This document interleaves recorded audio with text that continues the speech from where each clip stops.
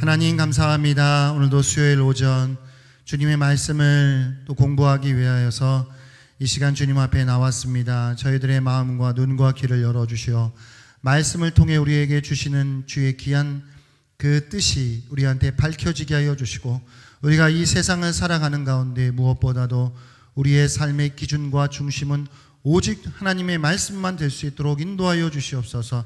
주의 지혜를 허락하여 주시어서 주님의 말씀이 무슨 의미인지, 우리에게 무엇을 원하시는지, 하나님께서 기뻐하시는 것이 어떠한 것인지를 알 수 있도록, 알 수 있는 저희들 되게 하여 주시고, 말씀을 순종하며 이 땅 가운데 예수 향기에 드높이며 살아갈 수 있는 복된 주의 백성들 되게 하여 주시옵소서. 예수님 이름으로 기도하옵나이다. 아멘. 오늘 함께 나눌 말씀은 로마서 1장부터 16장까지입니다. 1장 16절부터 17절까지 말씀입니다.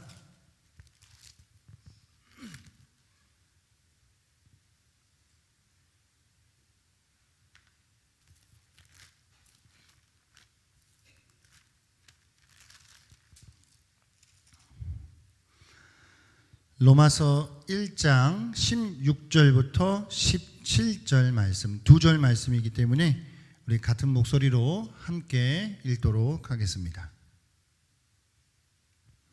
시작.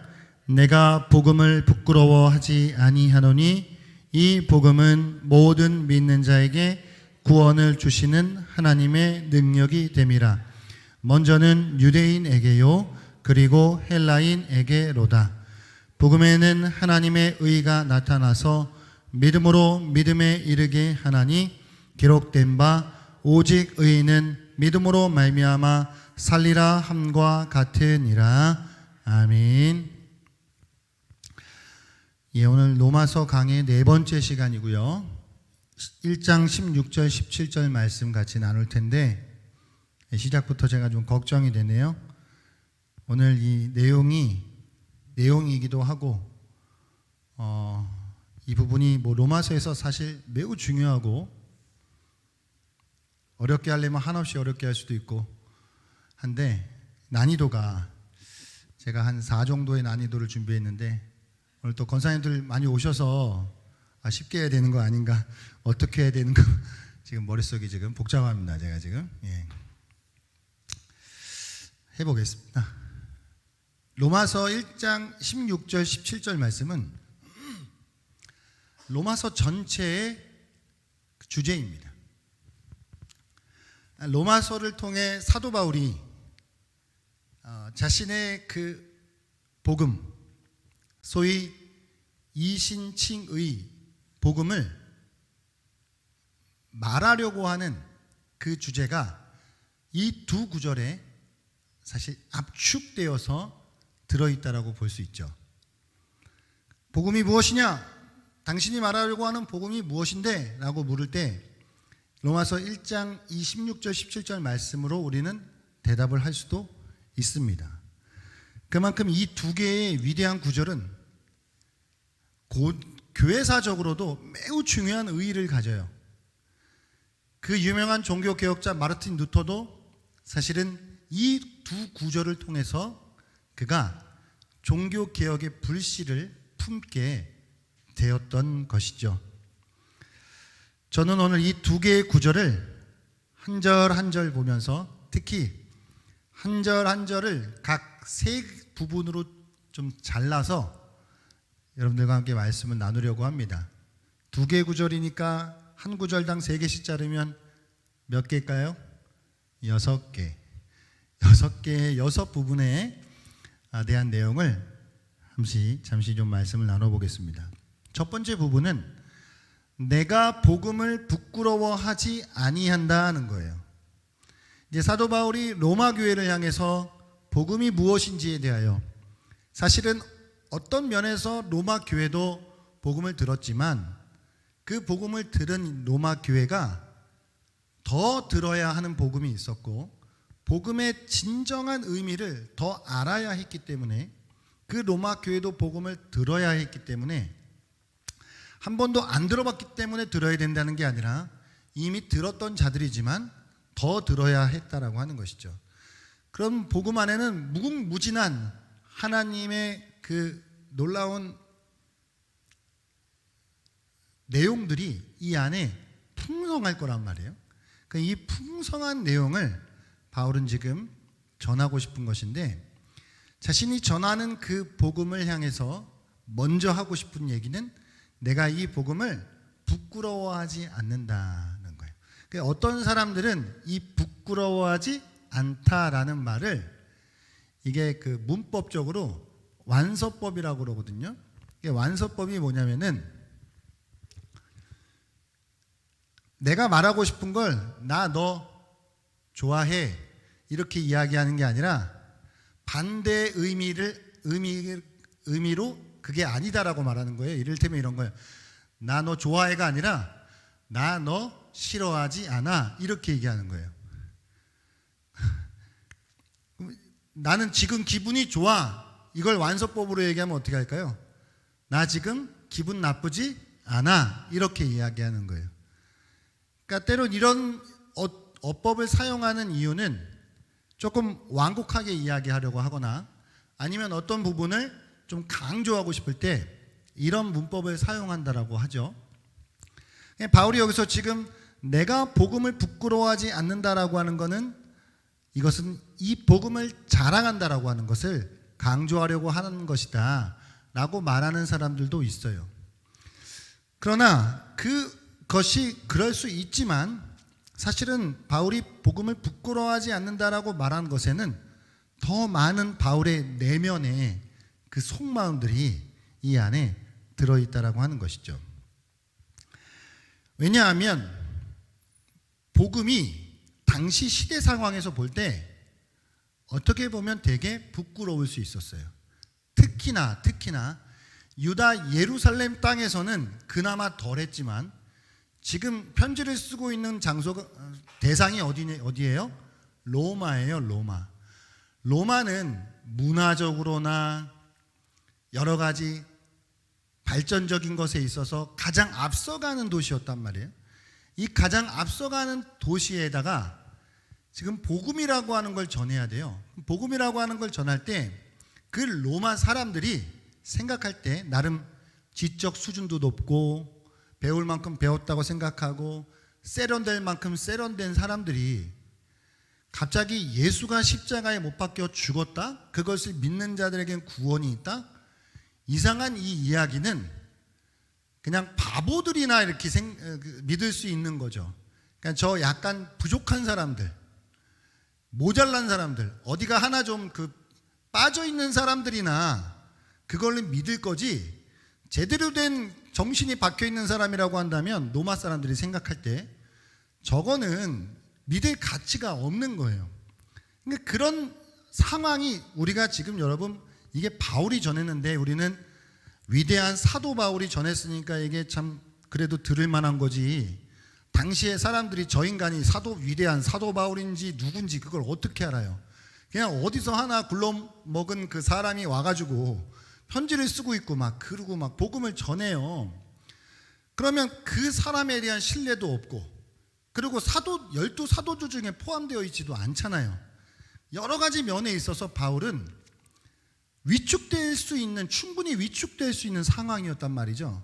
그런 상황이었고 또 그 대상들도 매우 나름대로 세련될 만큼 세련된 사람들, 그들이 추종하는 예수라는 사람이 그 시골뜨기 촌놈 정도의 수준이고 그 군인들한테 잡혀갖고 죽었대요. 그러니까 이게 뭐야? 자기들이 추종하는 따르는 그 추종자가 따르는 사람이 죽었다는 거예요. 그럼 믿을 게 뭐가 있어요? 세상 논리로 따지면 권력을 잡고 한 자리를 차지하고 이래야 사람들한테 접근할 때 좀 들을만 할 거 아니에요. 야, 이렇다더라. 야, 좀 대단하더라. 이렇게 돼야 되는데 지금 이 기독교 복음이라고 가지고 있는 이 내용 자체가 그냥 상식적으로 생각할 때, 특히나 로마 사람들이 생각할 때는 그냥 귀에 들어오지 않는 이야기예요. 그러니까 어떻게 보면은 되게 부끄러울 수 있는 이야기인 거죠. 그렇기 때문에 바울은 누구라도 부끄러워할 수 있다라고 하는 것을 인정하면서 동시에 그럼에도 불구하고 자신은 이 복음을 부끄러워하지 않는다. 왜냐하면 이 복음은 하나님의 능력이 되기 때문에, 모든 믿는 자에게 구원을 주시는 하나님의 능력이 되기 때문에 부끄러워하지 않다라고 자신 있게 말할 수 있는 것이죠. 이게 로마를 생각해 보면 오늘날 이제 21세기예요. 오늘날 당시에 로마가 어느 도시 정도 될까요? 우리가 살고 있는 시대.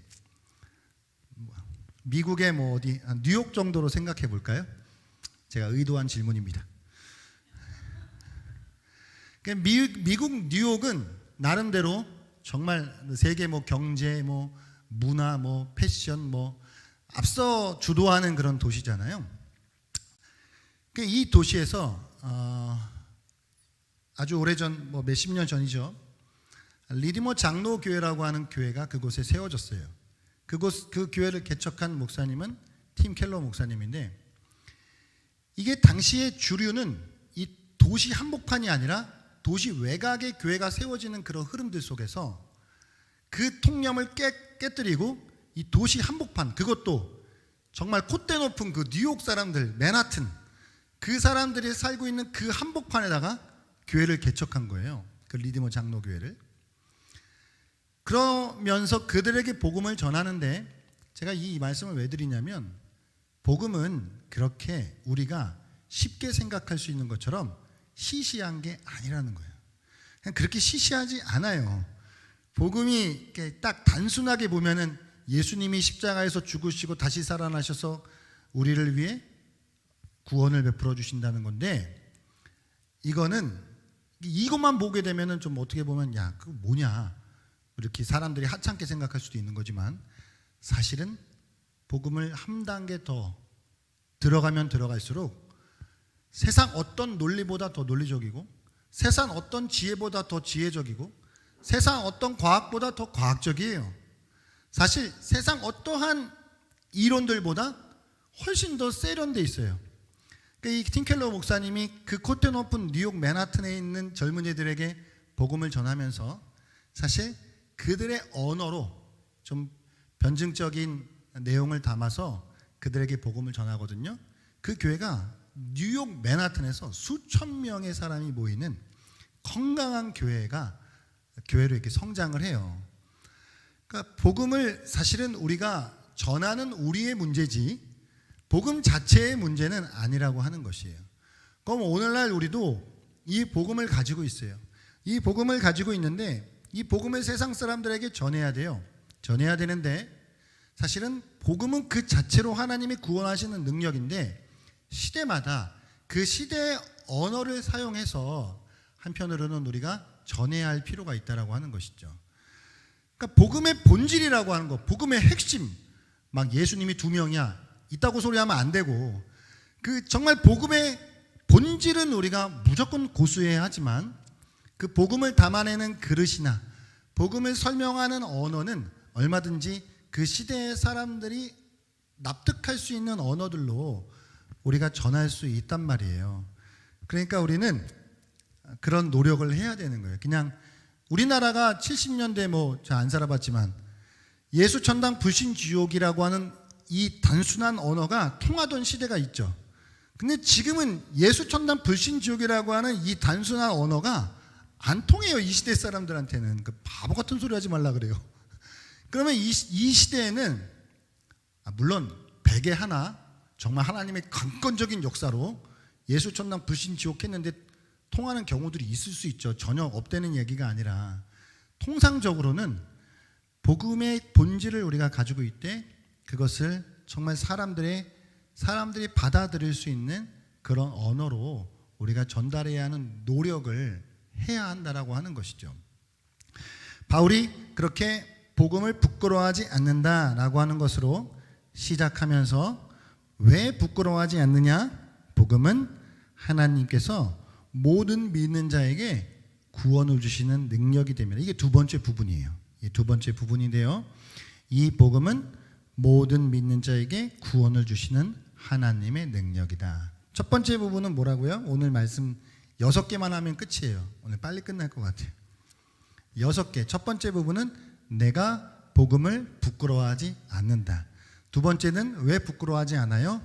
이 복음은 모든 믿는 자에게 구원을 주시는 하나님의 능력이 되기 때문이에요. 복음은 하나님의 능력인 줄 믿으십니까?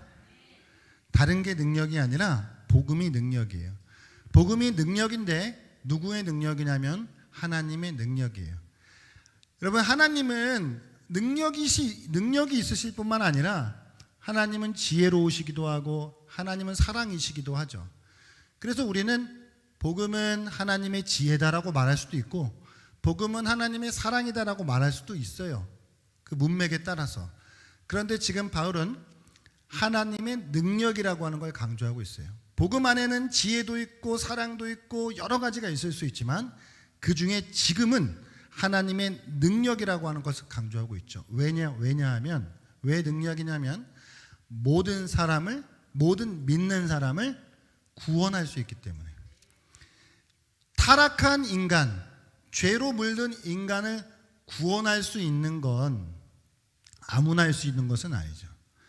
누군가 어떤 사람이 이 일을 할 수 있는 것도 아니에요. 그러니까 죄를 사해 준다라고 하는 거. 죽어가는 사람을 살려 구원한다라고 하는 것. 영적으로 그 사람을 다시 되살린다라고 하는 것은 이거는 하나님만이 하실 수 있는 고유의 능력인 것이죠. 그래서 하나님은 능력이 또 하나님 안에는 능력이 여러 능력이 있어요. 어떤 능력이 있을까요? 하나님 안에. 하나님 창조하시는 하나님이니까 하나님 창조의 능력이 있으실 수 있죠. 빛이 있으라 하니까 있는 거예요. 없는데 있어요. 그러니까 이것도 하나님의 능력 가운데 하나예요. 그런데 바울은 오늘 그 여러 하나님의 능력들 가운데 특히 무슨 능력? 구원의 능력. 이 구원의 능력이 하나님에게만 있다라고 하는 걸 강조하고 있는 거예요. 그러니까 우리가 바울이 돼서 한번 생각해 볼까요? 성경을 지금 예를 들어 우리가 그냥 예를 들어 내가 지금 바울이에요. 그러면 하나님의 계시를 받아서 성경을 지금 쓰고 있는데 수많은 단어들이 생각났을 거 아니에요. 이 복음은 하나님의 모든 믿는 자에게 구원을 주시는 뭐라고 할까? 하나님의 능력이라고 할까? 지혜라고 할까? 수많은 것들 중에 능력이 하나님의 그 강건함 속에서 선택됐단 말이에요. 그럼 그 이유가 있는 거잖아요. 구원을 주시는다라고 하는 것, 모든 믿는 자에게, 그러니까 이건 하나님밖에 할 수 없다라고 하는 것. 그러니까 다른 것으로는 구원을 이룰 수가 있는 길이 없어요. 다른 길은 없어요. 오직 이건 하나님만이 하실 수 있는 길이에요. 그래서 이것을 하나님의 능력이다 말하고 있는 것이죠. 하나님의 여러 능력들 중에서도 창조의 능력도 있을 수 있지만 특별히 구원의 능력이다. 하나님은 모든 능력의 근원이시다. 복음은 하나님의 능력 중에서도 특별히 구원을 주시는 능력이다라고 하는 걸 강조하고 있는 것이죠. 그러니까 어떤 사람들을 구원하시는 걸까요? 믿는 사람들이에요. 믿는 사람들. 이게 이제부터 좀 어려운 이야기가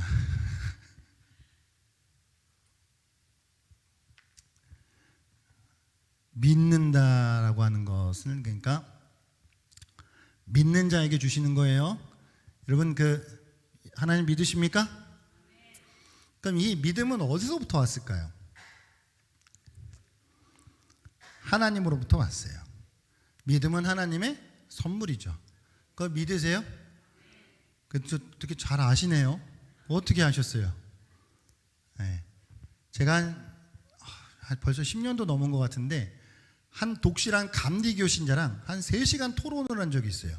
뭘 가지고 토론을 했냐면 이 구원을 주는 믿음이 뭐냐.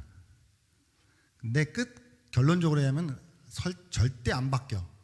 그 사람도 몇십 년 동안 들어왔었던 그 교리에 이게 젖어 있어서 안 바뀌어. 어떤 차이가 있었냐.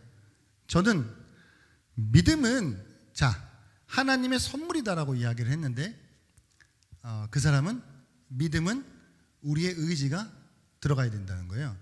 그러니까 쉽게 얘기하면 여러분 그냥 다 그런 건 아닌데 그냥 그냥 약간 수학적으로 약간 이렇게 자른 설명을 위해서 설명의 편의상 제가 잘라서 설명을 해볼게요. 로마 카톨릭과 우리가 다른 점은 뭘까요? 구원에 있어서 우리는 믿음으로 구원을 얻는다 그러는데 로마 카톨릭은 믿음 플러스 행함이 구원이라고 이야기하죠. 사실 이것도 더 깊이 들어가면 복잡한데 그냥 설명의 편의상 이야기하는 거예요.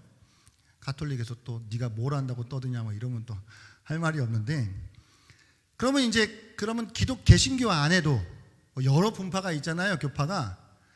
감리교에서 말하는 것과 장로교에서 말하는 것의 차이가 뭘까요? 그러니까 예를 들어 개신교가 되려면 믿음 플러스 행이라고 말하는 순간 그건 개신교 밖으로 넘어가는 거예요. 그건 그냥 카톨릭이 되거나 뭐 다른 종교가 되는 거예요. 믿음 플러스 행위로 구원을 받을 수 없어요. 그럼 우리 모두 개신교라고 하는 사람들은 믿음으로 구원을 받는다라고 하는 건 다 동의해. 그런데 이 믿음의 시작이 어디냐는 거예요. 우리 보통 장로교인들은, 장로교도 이게 또 복잡한데 이게 또 그냥 장로교라는 게 설명의 편의상이에요. 장로교도 수많은 게 있잖아요. 설명의 편의상 장로교는 믿음은 전적인 하나님의 은혜고 선물이다라고 이야기하는데, 감리교는 여기에서 이 믿음은 자기의 의지가 조금 여기에 들어가야 된다는 거예요. 그러니까 자기가 믿지 않으면 어떻게 할 수 없다는 거예요. 그러니까 이런 차이예요. 차이가 좀 느껴지세요? 그러니까 이거 설명하다 3시간 지났는데 결국 답이 안 나오더라고. 너는 너대로 믿어라. 너는 뭐 믿음으로 구원 받는다니까 거기서 뭐 우리가 더 이상 싸울 필요 없잖아요. 그렇죠? 그러나 믿음은 에베소 2장 8절에서 너희는 그 은혜로 인하여 믿음으로 말미암아 구원을 얻었다. 구원은 하나님의 선물이다라고 그래요. 구원은 우리 안에 하나님이 믿음을 주신 자들에게 일어나는 거예요. 그러니까 여러분 이런 거예요. 구원을 받는다라고 하는 것에 우리가 어떤 의지가 들어간다, 우리의 어떤 노력이 들어간다, 우리의 어떤 행위가 들어간다라고 하는 이 얘기는 이 마치 무슨 얘기냐면, 이게 여기 지금 사람이 하나 죽어 있다고 생각할게요. 여기 하나 사람이 죽어 있는데 이런 거예요. 죽은 사람한테 야, 너 만약에 발가락 하나 끄덕거리면 내가 너 살려줄게. 아니면 야, 너 눈 하나 껌뻑거려봐. 그럼 내가 살려줄게. 약간 이런 논리예요. 아니 죽었는데 발가락을 어떻게 까딱거리고 죽었는데 눈을 어떻게 깜빡거려요. 그러니까 그 사인을 나한테 보내주면 살려준다는 거야. 그러니까 믿음에 우리가 의지가 작용한다라고 하는 건 약간 그런 논리예요. 그러니까 죽어있는 존재한테는 그 죽어있는 존재로부터 시작될 수 있는 것은 없어요. 그러니까 그 사람에게 생명을 불어넣어 주셔서 까딱거릴 수 있는 것도 그 생명으로부터 시작되어지는 것이죠. 그러니까 믿음의 시작도 하나님이에요. 하나님이 우리에게 믿음을 주셔서 우리는 믿게 되는 것이죠. 그럼 여기 다음 질문은 그럼 도대체 누구한테 믿음을 주시는 거냐? 라는 질문이 들어오죠. 몰라요. 그럼 왜 나한테 믿음을 주신 거냐? 몰라요. 그건 하나님의 주권이에요. 그건 하나님의 섭리예요. 그렇지만 우리가 누구에게 믿음이 있고 믿음이 없다라고 하는 건 우리가 판단할 영역이 아니에요. 그리고 누구에게 믿음을 주실 것인지 안 주실 것인지도 우리가 판단할 영역이 아니에요. 다만 하나님은 모든 사람을 사랑하신다라고 하는 것을 믿고 모든 사람을 우리가 구원하기 위해 애쓰고 힘쓰는 것, 이게 우리의 영역인 것이죠. 그래서 여기에 이제 교리적으로는 보편 구원론이라고 하는 교리와 제한 속죄론이라고 하는 이제 구원 교리가 이제 들어오게 되거든요. 우리는 제한 속죄론을 따라요. 그리스도의 십자가의 보혈은 택함 받은 믿음의 백성들을 향해 죽으신 그 죽음이다라고 하는 것을 우리는 따르는 것이죠. 그러면 이제 좀 고상한 휴머니즘적 생각을 가지고 있는 사람들은 이런 질문들을 또 던져요. 하나님은 왜 저 사람들에게는 믿음을 주시지 않고 저 사람들은 왜 죽도록 내버려 두시는 겁니까? 그렇게 물어요. 그런 질문 들어보셨어요? 안 들어보셨어요? 들어보셨죠? 왜 그러시는 거예요? 아니 왜 나는 구원해 주시고 저 인간은 죽도록 내버려 두시는 거냐는 거예요. 이게 신학적 용어로 유기잖아요. 유기. 선택과 유기인데 저 인간은 왜 유기하시는 거? 하나님 너무 이게 사랑 맞아? 하나님 불공평한 거 아니야? 라고 그렇게 질문할 수 있죠. 그런데 여러분 생각을 조금만 바꾸면 원래 죄송해요. 또 비유를 들어야 되니까 여기 계신 지금 열 몇 분이 원래 다 죄인이야. 다 죽어야 돼. 그냥 다 죽은 거야. 그런데 다 죽은 건데 여기서 어떤 이유인지는 모르지만 내가 집사님을 살려줬어. 손을 잡고 나왔어. 그러면 손을 잡고 나온 행위가 은혜가 되는 거고 죽는 사람들은 어떻게 되는 거예요? 갈 길 가는 거예요. 그러니까 그 사람들을 안 살려줬다라고 해서 사랑이 아닌 게 아니라고. 그 사람들은 자기가 행한 대로 자기의 길을 가는 거예요. 그러니까 사실은 모두가 다 안 살려줘도 하나님은 사랑이 아닌 게 아니라는 말이에요. 이게가 지금 가시는 거예요? 그러니까 아무도 10명 중에 내가 아무도 안 살려줘도 하나님은 사랑이세요. 왜냐하면 하나님이 사랑 안 했기 때문에 죽은 게 아니라 지가 죄를 저질러서 죽은 거니까. 자기의 죄 때문에 죽는 거니까. 맞죠? 자기의 죄 때문에 죽는 그 사람들 중에 왠지 모르지만 한두 사람을 예를 들어 건졌어요. 그래서 그게 은혜가 되는 거예요. 은혜가 왜 은혜가 되냐면 원래는 다 죽은 건데 죽었어야 했는데 그 중에 어떠한 이유인지 모르지만 이유가 있으면 은혜가 아니에요. 내가 어떤 조건이 있구나 그러면 그건 은혜가 아니에요. 값 없이 조건 없이 구원해 주시면 그게 은혜가 되는 것이죠. 이렇게 모든 믿는 자에게 구원을 주시는 것이 하나님의 능력이다라고 하는 말이죠. 세 번째 부분은 어디일까요? 먼저는 유대인에게요, 그리고 헬라인에게로다. 이게 16절의 세 번째 부분인데요. 무슨 말일까요? 유대인이라고 하는 거는 이스라엘 백성들이죠. 헬라인이라고 하는 건 뭘까요? 그냥 헬라인은 상징적인 표현이에요. 그냥 이방 사람 모두, 유대인 외의 모든 사람들. 구원이 순서적으로 사실 역사 속에 순서적으로 이스라엘 백성들에게 먼저 시작이 됐죠. 그러니까 타락한 인류가 창세기 3장에서 타락한 인류를 하나님이 구원을 약속하셔요. 그 구원을 약속하시는 것은 이게 언약과 하나님의 나라라고 하는 개념을 통해 하나님이 그 구원을 이루어 가시는데 하나의 모델이 필요했을 거 아니에요. 우리가 아파트를 계약하려고 하면 어딜 가요? 모델하우스를 가요. 그래서 이 집이 어떻게 생겼나? 내가 뭐가 편할까? 뭐가 불편할까? 이렇게 가보죠. 하나님의 나라라고 하는 것, 하나님의 구원이라고 하는 게 어떻게 이루어지냐라고 하는 게 머릿속에 잘 상상이 안 되실 거 아니에요. 옛날 사람들한테. 우리는 지금 성경 다 보고 있으니까 그래도 이해가 되지만 그 타락한 인류한테 이걸 하나님의 나라와 하나님의 구원을 가르쳐줘야 돼. 그걸 보여줘야 돼. 그럼 하나의 모델이 필요하잖아요. 그게 누가 된 거예요? 그게 이스라엘 유대인이 된 거예요. 그러니까 그게 필요했어. 그런 어떤 그림으로 이걸 보여줘야만 하나님의 진짜 실체가 이해가 되니까. 왜냐하면 하나님의 구원의 실체는 너무 영적이니까 눈에 보이지도 않고 인간이 납득하는 게 잘 이해도 되지 않아. 그러니까 이해도 되지 않고 납득도 되지 않는, 상상도 잘 안 되는 그 구원의 실체를 눈에 보이는 방식으로 그거를 가르쳐 줘야 하니 한 민족을 택하시고, 특별히 그 아브라함을 택하셔서 그로 한 민족을 만드시고 그로 한 나라를 만드시고 그 안에 임하시는 하나님의 나라를 통해 하나님의 구원이 이렇게 이루어지는 것이구나. 그것이 그리고 예수 안에서 온전히 성취되어지는 그 모델하우스가 필요했던 것이 유대인이고, 그러나 하나님의 구원은 처음부터 이 유대인에게만 있었던 것이 아니라 열방을 향해 있었던 것이죠. 그러니까 열방을 구원하려다 보니 모델하우스가 필요한 거예요. 그러니까 니들만 살아라고 해서 이 모델하우스가 필요한 게 아니라 모든 사람을 구원해야 하는데 그 본보기로 그 모델로 유대인이 사용되었다. 그래서 소위 우리가 유대인들을 구원의 계시의 담지자들이라 그래요. 구원의 계시가 그 민족 속에 담긴 거죠. 그래서 사실은 하나님께서 특별하게 사용하신 민족이고 그들의 사상, 히브리 사상, 히브리 언어, 이런 어떤 언어 하나, 문화 하나, 그들의 사상 하나에도 하나님의 구원의 계시가 그것을 사용하신 거예요.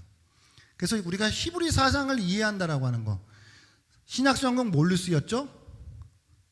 헬라어로 쓰였는데요.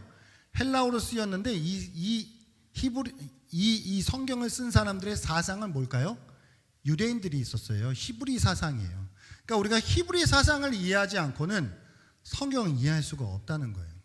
그러니까 그 민족을 하나님이 택하셨고 그 민족을 사용하셔서 결국은 열방을 구원해 가시려고 하는 것이 하나님의 처음부터 작정된 뜻이었다라고 하는 걸 우리 생각해야 하겠죠. 그래서 구원은 유대인으로부터 시작돼서 전 열방, 헬라인, 온 이방 땅에까지 전파되기를 원하신 것이죠. 사도행전 1장 8절에 말씀하고 있죠. 예루살렘과 온 유대와 사마리아와 땅끝까지. 그렇죠. 그것도 시작이 예루살렘이었어요. 17절로 넘어갈게요. 17절로. 복음에는 뭐가 나타났다 그래요? 복음에 하나님의 의가 나타났다. 지루하니까 이야기 하나 해드릴게요. 이 루터가 아까 이 16장 16절 17절 말씀에 이게 와서 종교 개혁을 일으키는 힘을 이 두 구조를 통해 얻었다 그랬죠. 그 중에서도 더 쪼개고 들어가면 한 단어예요. 한 단어가 뭐냐면 하나님의 의예요. 도대체 이 하나님의 의가 무엇이냐라고 하는 것에 루터가 집중하기 시작했고, 이 하나님의 의가 무엇인지에 대한 계시가 밝혀졌을 때 루터가 복음의 복음됨을 거기서부터 진짜로 알게 되었다라고 하는 것이죠. 루터는 원래 1483년에 독일에서 태어난 사람이거든요.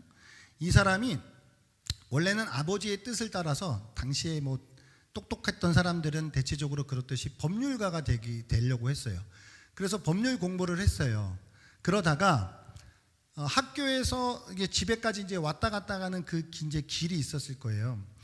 방학이 끝나고 이제 또 학교로 돌아가는 그 길 속에서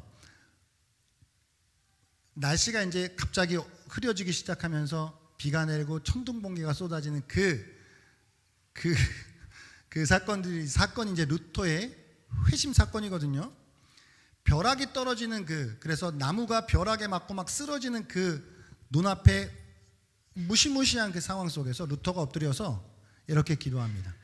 당시에 이제 루터가 카톨릭에 이제 몸담고 있었던 사람이기 때문에 중보자 성 안나가 생각났나 봐요. 성 안나요, 나를 구원하소서. 나를 만약에 하나님 나를 살려주시면 자기도 모르게 내가 사제가 되겠습니다 라고 그렇게 또 하나님 앞에 고백을 한 거예요. 그래서 거기서 하나님이 살리셨어요? 죽이셨어요? 살렸죠? 그래서 거기서 살아나와서 자기가 뱉어놓은 게 있으니까 이제 신학교에 이제 들어가서 신학을 공부하면서 이제 사제가 되고 신학교 막 그 교수가 되고 이런 과정. 이제 아버지랑 또 막 욕 엄청 먹고 너 뭐 하는 거냐 지금 정신 차려라 막 그런 과정들이 이제 있었었는데, 근데 루터가 그 신학을 그 벼락 사건이 있은 이후에도 신학을 공부하고 막 대학에서 시편 강해를 하고 로마서 강해를 하고 막 이런 와중에도 루터 안에 해결되어지지 않는 문제가 있었어요. 그러니까 자기는 구원을 받았다라고 하는데 구원받은 백성의 감격과 구원받은 백성의 기쁨이 없는 거예요. 그래서 자신이 되게 약간 어떻게 보면 영적으로 매우 민감했던 사람이죠. 그래서 자신이 뭐 예를 들어 형제의 아픔에 동참하지 못했다라고 하는 것 때문에, 그러니까 아픈 동료가 있었었는데 그 동료를 자기가 모르고 있었다. 나는 너무 죄인이다 그러면서 막 방으로 들어와서 막 자기 발등을 채찍으로 막 때리고 막 무릎으로 계단 막 올라가면 막 다 터지고 며칠 동안 막 굶고 막 일부러 차가운 바닥에서 막 자요. 그러니까 막 금욕을 하는 거죠. 그러니까 자기 안에 있는 이 더러운 죄를 어떻게든 씻어내려고 수없이 노력을 했어요. 그런데 그런 식으로 해결이 됐을까요? 그런 식으로 해결이 안 되는 거예요. 그러니까 이런 과정들 속에 자기는 하나님 앞에 여전히 루터에게는 하나님은 두려운 하나님이었어요. 그러니까 자신의 죄를 늘 이렇게 두 눈 부릅뜨고 쳐다보고 계시는 그런 하나님이었어요. 여러분, 하나님 어떤 하나님이세요? 사랑의 하나님이세요? 그러니까 루터가 아무리 생각해도 이 구원의 기쁨과 평화가 자신 안에 없었던 것, 그렇게 그냥 살았어요. 그렇게 신학교에서 강의도 하고 사제의 어떤 역할도 감당하면서 이제 살다가 어느 날 루터에게 특별한 이제 일이 일어나는 거죠. 그의 연구실에서 로마서 강의를 이제 그 준비하는 그 시간, 하나님께서 이 16절과 17절에 루터를 꽂으셨고, 여기서 하나님의 의라고 하는 것이 밝히 비추어지면서 구원은 나의 어떤 금욕과 고행과 나의 피나는 노력이라고 하는 방식으로 내가 다다를 수 있는 문제가 아니라 오직 전적으로 하나님께서 나에게 주시는 그 방식을 통해서만 내 안에 찾아오는 기쁨과 평화가 있다라고 하는, 우리는 너무 잘 아는 그것을 루터가 여기서 그것을 발견하고 이제 그 이후로 종교개혁의 기술을 또 이렇게 감당하게 되는 것이죠. 그러면 하나님의 의가 뭐였을까? 하나님의 의가, 이 하나님의 의라고 하는 데에는 여러 주장들이 있는데, 여러분, 하나님의 의가 뭘까요? 한번 생각해 보실까요? 그러니까 여러 의견들이 있습니다. 제가 그냥 간단하게만, 하나님의 의는 하나님의 속성이라고 하는 주장이 있어요. 하나님의 속성, 어렵다, 그죠? 단어가 뭐냐면, 하나님은 하나님께서 약속하신 것을 신실하게 이루시는 분이시다라고 하는 그 하나님의 의. 그러니까 하나님이 타락한 인간을 구원해 주시겠다라고 구약으로부터 약속하셨죠. 하나님이 약속하셨으면 하나님은 그것을 무조건 이루셔. 하나님은 그것에 무조건 신실하신 분이셔. 이 하나님의 속성이 있을 거 아니에요. 그게 하나님의 의라고 생각하는 사람들이 있었어요. 두 번째는 뭐냐면, 이 하나님의 의는 하나님께서 우리에게 주시는 신분이다라고 이해하는 사람들이 있어요. 신분 뭐예요? 의인이 되는 거예요. 의인. 이 죄인의 신분에서 하나님께서 우리에게 의인의 신분으로 칭해 주시는 거예요. 그래서 칭의예요. 이거는 우리 안에 있는 수준의 문제가 아니에요.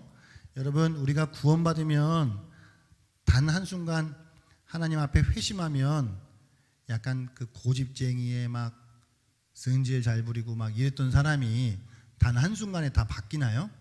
그 사람 안에 있는 내면이 그냥 딱 180도 바뀌어요? 안 그래요. 여전히 성질도 더럽고 다 남아 있어요. 그럼 하나님이 우리를 의인이라 주는 건가? 그게 다 깨끗해져서 막 그게 다 바뀌어가지고 의인이라 그러는 게 아니라, 이건 약간 법적인 문제인 거죠. 그냥 법정에서 판사가 당신은 죄가 없어 라고 그렇게 땅땅땅 딱 판결을 내면 죄가 있는 거예요? 없는 거예요? 죄가 없는 거잖아요. 하나님이 우리를 그렇게 의인으로, 그리스도의 의를 우리에게 전가해 주셔서, 그리고 우리의 죄를 그리스도에게로 전가해 주셔서 우리는 의인이 되었다라고 하는 것, 이게 하나님의 의다라고 하는 거예요.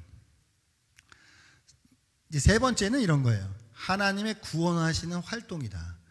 하나님의 행위다. 그래서 하나님이 인간을 구원해 가시는 그 하나님의 역사, 하나님이 끊임없이 우리 안에서 이루어 가시는 하나님의 활동을, 이게 하나님의 의다라고 그렇게 이해하는 입장들이 있는데, 이 중에 하나만이요라고 말하는 것은 좀 어색해 보여요. 이 모든 것이 사실 바울이 이야기하고자 했던 하나님의 의라고 하는 것에 담겨져 있다라고 보는 편이 좋을 것 같아요. 그러니까 복음은 하나님의 의인데 인간 편으로서는 도무지 도달할 수 없고 인간의 그 어떠한 노력이나 그냥 루터가요 막 등을 자기가 채찍으로 막 때려서 기절할 정도까지 이제 때렸대요. 그래서 어느 날 친구들이 이 인간이 안 나오니까 문을 잠가놓고 그래갖고 그 문을 뜯어갖고 들어가니까 기절해 있더라고 하는 거예요. 그러니까 그렇게 자기가 그 정도로 노력했으면 얼마나 노력했겠어요. 자기 안에 있는 이 죄의 문제를 해결하기 위해서. 그러니까 그런 방식은 방향 자체, 시도 자체가 출발 자체가 아니라고 하는 거예요. 하나님의 의는 하나님으로부터 시작된 그 하나님의 구원 방식, 하나님의 지혜, 그 십자가에서 이루어진 십자가의 그 도, 그것이 이 하나님의 의이다. 이거는 우리를 죄인을 어떻게 의인이 되게 만들어요? 이거는 하나님만이 하실 수 있는 능력이고 하나님만 고안해내실 수 있는 방법이고 하나님만 이루어내실 수 있는 일이잖아요. 믿으십니까? 기름이 물이 돼요? 안 돼요. 기름은 물이 안 돼요. 이게 죄인이 의인이 됐다 그러니까 참 쉬워 보이니까 우리가 이게 참 별 감흥이 없는데 기름이 물 되는 것보다 죄인이 의인 되는 게 더 쉬워요? 어려워요? 더 어려워요. 질문이 어렵나요? 기름이 물로 바뀌는 것보다 죄인이 의인이 되는 게 더 어려운 거예요. 그럼 이 어려운 걸 어떻게 해요? 그럼 우리는 과학적으로 따질 때 야, 바보 같은 소리 하네. 기름이 무슨 물이 돼. 야, 못 배워가지고는 쓸데없는 소리 한다고. 그러니까 이렇게 생각할 수 있잖아요. 근데 죄인이 의인이 됐다? 그러니까 이게 약간 그 이상의 것이에요. 말이 안 되는 거. 이거는 될 수가 없는 불가능한 일을 하나님이 하나님의 방식으로 하나님의 의로 이 일을 이루셨어요. 이게 복음이에요. 그러니까 이게 복음이라고. 그러니까 이 복음에 하나님의 의가 이렇게 나타난 거야. 여기 하나님의 의가. 그래서 이제 2개 남았는데요. 이제 우리에게 무엇이 남느냐면 우리에게 믿음만 남아요. 5번째가 뭐냐면 믿음으로 믿음에 이르게 하나니. 복습해 볼까요? 첫 번째 뭐였죠? 내가 복음을 부끄러워하지 않는다. 2번째, 이 복음은 모든 믿는 자에게 구원을 주시는 하나님의 능력이다. 3번째, 먼저는 유대인이고 2번째는 그 다음은 헬라인에게다. 그 다음 4번째는 뭐예요? 복음에는 하나님의 의가 나타났다. 5번째는요? 믿음으로 믿음에 이르게 한다.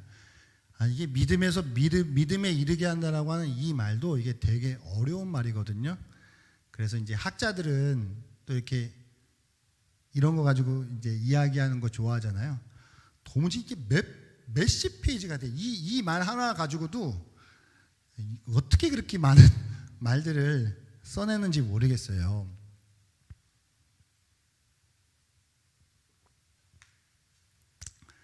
그러니까 왜냐하면은 성경이 여러분 우리가 성경을 이렇게 읽지만 이 로마서 성경도 헬라어로 기록이 되었지만 이게 2000년 전에 기록이 되었는데 여러분 오늘날 편지 잘 안 쓰긴 하지만요. 이렇게 편지 쓰시면 어떤 부분은 얘가 이거를 이렇게 말한 건가 저렇게 말한 건가 약간 이해 안 되는 대목들이 있으세요? 없으세요? 그런 거 있지요? 글로 읽다 보면 그래요. 그러니까 말로 할 때는 예를 들어 거기에 막 표정도 담아내고 억양도 담아내니까 얘가 지금 이 얘기를 하고 있는 거구나 라고 하는 게 그래도 입체적으로 이렇게 다가오지만 글은 여기에 이렇게 박혀있는 글이라 이게 도대체 어떤 감정으로 어떤 의미를 말하고 싶은 것인지 알기가 어려운 내용들이 있겠죠. 그러니까 믿음으로 믿음에 이르게 한다라고 하는 것도 딱 단어가 이렇게 쓰여져 있지만 바울이 정말 뭘 이야기하고 싶었던 건가? 이게 이제 여러 각도로 해석이 될 수 있을 거 아니에요. 그러나 여러 가지 부분에 있어서 저는 그렇게 생각해요. 결국은 그러니까 의인이라고 하는 것, 뒷부분에 이제 오직 의인은 믿음으로 말미암아 살리라라고 하는 결론적인 어떤 우리가 무엇을 해야 하는지 그 이제 부분을 이야기하고 있거든요. 그러니까 사실은 복음은 하나님의 구원하시는 능력인데, 복음에는 하나님의 의가 나타났는데 모든 것은 다 하나님이 하셨어요. 모든 것은 다 하나님이 이루셨고 예수 그리스도 안에서 온전히 다 성취가 됐어요. 이제 그러면 남아있는 것은 무엇이냐면, 남아있는 것은 우리는 그러면 아무것도 안 해도 되느냐? 이게 설명이 좀 어려운데, 여러분, 아무것도 안 해도 되느냐가 아니죠. 뭘 해야 돼요? 믿어야 돼요. 근데 이제 믿는 것도 이게 정확하게 저는 이렇게 표현하고 싶어요. 믿게 하시는 거예요.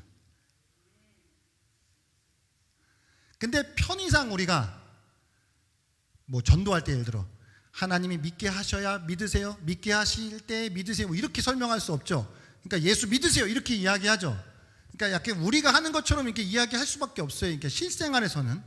그러나 그걸 의미적으로 진짜 따지고 생각한다면 믿게 하시는 거죠. 근데 믿게 하시는 건데, 예를 들어 엄마가 애한테 밥을 먹게 해요. 그러면 먹는 건 일단 누구예요? 나야, 나. 먹는 건 나예요. 그러니까 한편으로 또 생각하면 내가 했다라고 말할 수 있어요, 없어요? 있죠. 내가 했다라고 말할 수 있죠. 또 한편으로 이게 좀 어려운가? 그러니까 성경에서 여러 어떤 부분들 중에 내가 했던 것처럼 말하는 거는 그렇게밖에 설명이 안 되니까. 그러나 사실 더 따지고 들어가면 그것도 하게 하셔서 하는 거지. 그래서 그냥 믿음으로 시작해서 끝이 다 믿음이야. 우리가 사는 방식은 그냥 믿음으로 사는 거예요.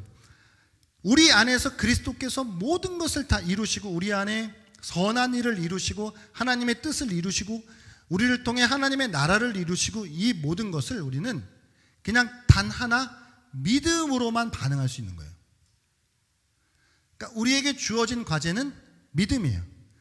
그러니까 우리에게 주어진 과제라고 하는 것이 믿음이라고 해서 믿음이 구원의 조건이 된다는 말은 전혀 아니죠. 제 설명이 한계가 여기인 것 같아요.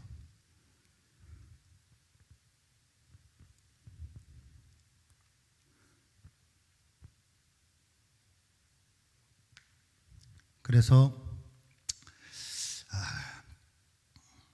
12시간 됐네.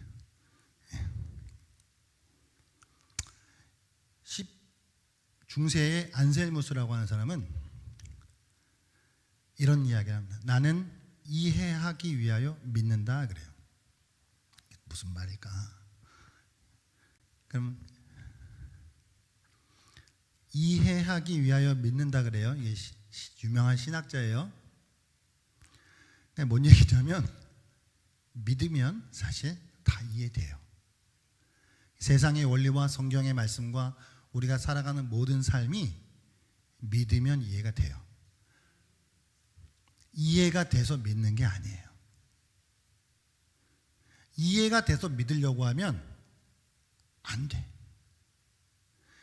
여러분, 성경을 믿으려면 특히 어딜 믿어야 될까요? 창세기 1장 1절을 믿어야지. 태초에 하나님이 천지를 창조하신 나라를 믿어야 그 다음이 이해가 돼. 사실 우리 똑 까놓고 하나님이 천지를 창조하셨다면은 다 된 거 아니에요. 그러면 뭐 빛이 있으라는 얘기, 동정녀에서 태어났다는 이야기, 물리를 걸었다는 이야기, 안 될 게 어디 있어요? 하나님이 천지를 창조하셨다면은 다 되는 거죠. 그러니까 이제 왜 그 이야기, 안셀무스가 그 이야기를 하냐면, 당시 사람들이 하나님을 접근하는 것에 있어서 하나님을 이해하고 싶어 했어요. 그래서 자기들이 납득이 되면 믿으려고 했어요. 그러니까 그게 안 되는 거예요. 그러니까 그래서 안셀무스는 나는 이해하기 위하여서 먼저 믿는다는 거예요. 믿으면 이해가 되는 거예요. 그러니까 우리의 삶에 이해되지 않는 모든 부분들이 믿으면 이해가 돼요.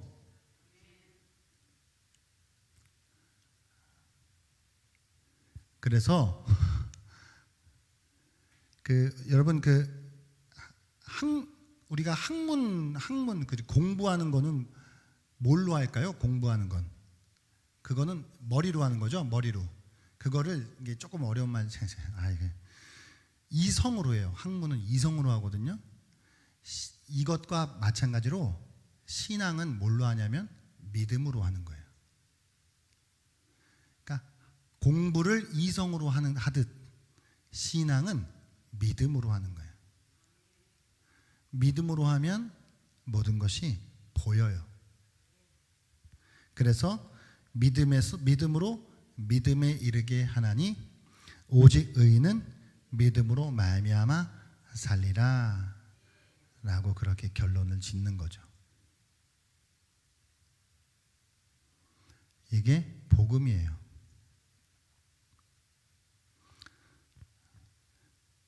그러고 나서 이런 믿음으로 살아가는 사람들은 이제 결과적으로 보면 사실 훨씬 더 많은 일들을 행하면서 살아요. 사도 바울이 얼마나 많은 일을 행했어요. 그러니까 이게 잘못 오해가 될 부분들을 계속 말씀드릴 수밖에 없는데, 믿음이면 된다더라. 그러면 약간 인간은 또 이게 틀려 먹어가지고 믿음으로 된다더라 하면 아무것도 또 안 해도 되는 줄 알아. 근데 아무것도 해서 구원받는다라고 하는 그 도식이 아니라 하나님이 우리 안에 시작하신 그 믿음은 어떠한, 그러니까 가보니까 어떠한 일들을 이렇게 만들어 놓더라고 하는 거죠. 그러니까 어떠한 일들을 만들어서 이것 가지고 간다는 이야기가 아니라 하나님으로부터 시작된 믿음이 우리 안에서 이런 일들을 만들어 놓다더라, 이런 이야기인 거죠. 이해가 가시죠? 예, 할렐루야. 오늘은 이 정도 하겠습니다.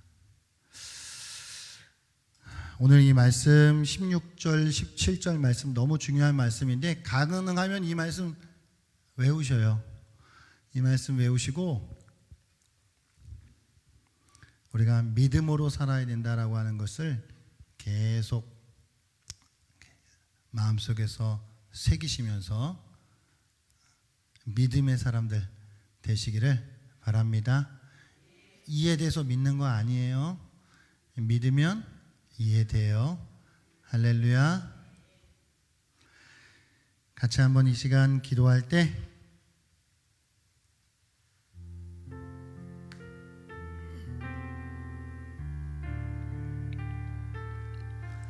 하나님, 우리에게 믿음을 주소서. 주님, 복음을 온전히 믿음으로 살게 하여 주옵소서.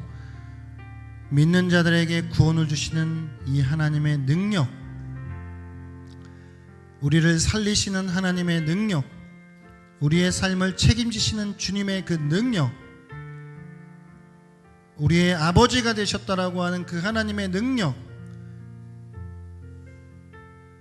이 하나님 하나님 되심을 우리로 온전히 믿고 그것을 붙잡고 살게 하여 달라고.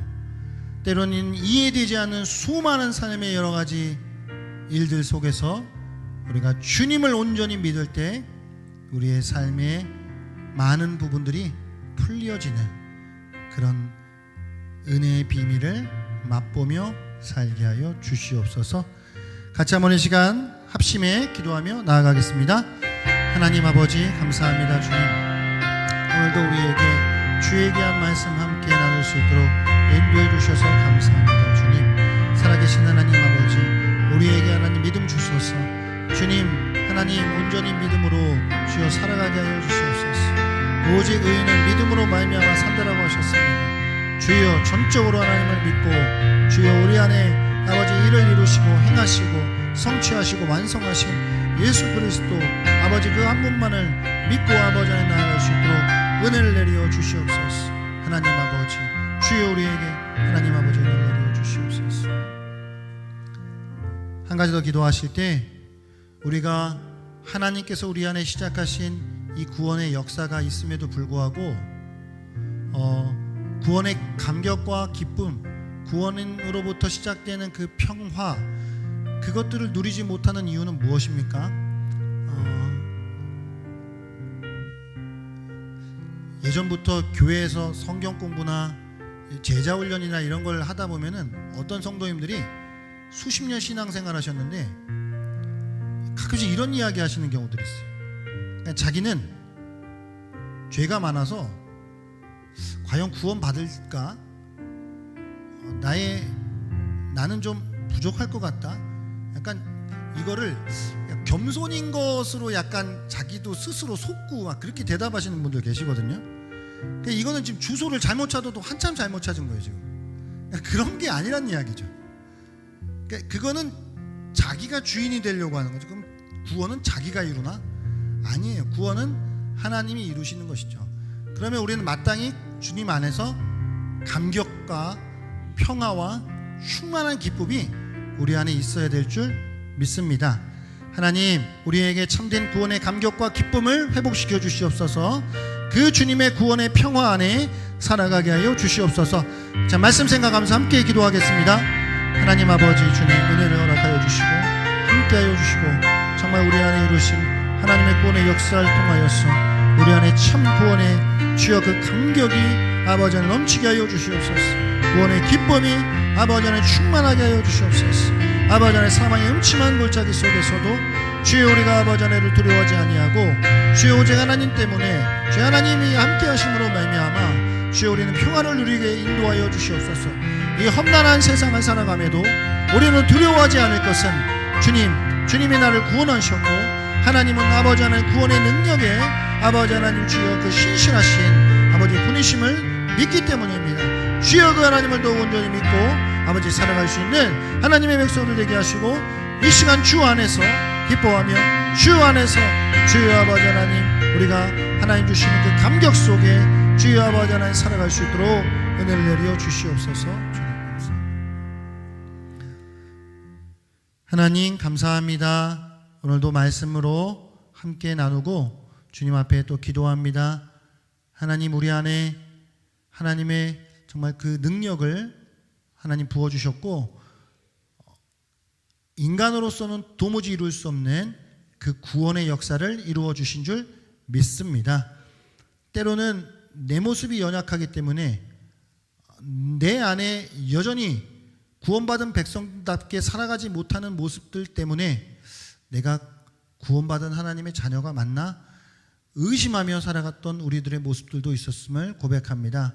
이 시간 저희들 긍휼히 여겨주시고 정말 나로부터 시작되어지는 것이 아닌 오직 전적인 하나님으로부터 시작되어지는 그 구원의 은혜를 의지하며 살게 하여 주시고 그것을 믿고 살아갈 수 있는 저희들 되게 하여 주시옵소서.